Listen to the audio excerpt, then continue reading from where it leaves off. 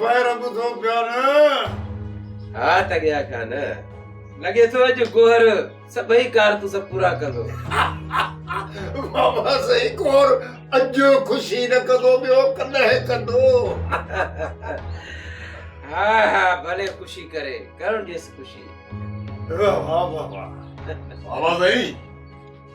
असल ददका कटिया ददका दुनिया के भी खबर पए त सालार खान को कंहिंखा घटि आहे छा बाबा ने हाणे ॾियूं था मुल्क खे टाटा सब खां पहिरीं तेने हाशिम खान जी बनीअ ते कयूं था कब्ज़ो जॾहिं हिकिड़ी चीपट आयसि त इहो हाशिम खान उमिरि जो बहानो करे लिक छुप में एयरपोर्ट खां कंदो आ बाबा ओ बाबा अॻियां हिकिड़ो कमु थी वञे ऐं त असल सफ़ा मुंटीअ ते टिक ॿुधो अञा को रेज़ में कमु रहियल त छा हिन ते त ॿुधाईसि न बाबा हिन अचर ते नादर खान जी रुख़सती सां गॾु जेकॾहिं मुंहिंजी शादी थी वञे न त क्या बात है असल मज़ो अची वेंदो बाबा रेज़ एतिरो खसीस कमु बि कोन कंदो छा कीअं बाबा हा बाबा हा गोहर वञी बंदोबस्त कर हिन अचर ते नादर जे वलीमे सां गॾु तुंहिंजी बि शादी आहे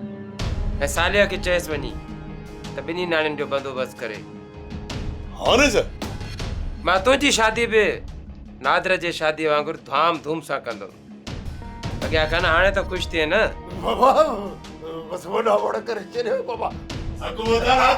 जिंदा रहो वाह करे छॾी वाह करे छॾी वाह करे छॾी वाह अॼु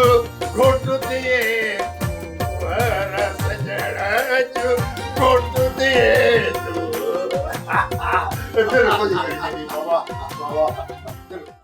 पर पुट सतोरी ऐं शम जी जेकॾहिं शादी हिकिड़े ई ॾींहुं थी वञे न त असां घणी तकलीफ़ खां बची पवंदासीं। बाबा ये कीअं थींदो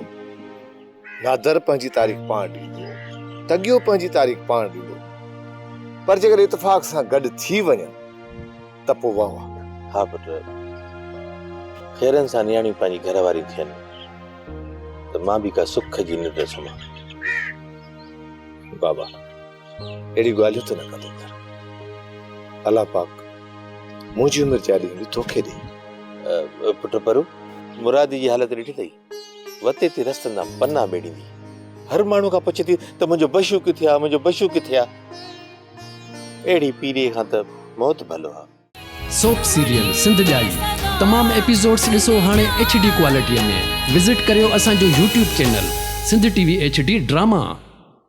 सब्सक्राइब कयो असांजो official YouTube channel Sindh TV HD drama ऐं वधीक अपडेट लाइ बेल आइकन खे क्लिक करियो।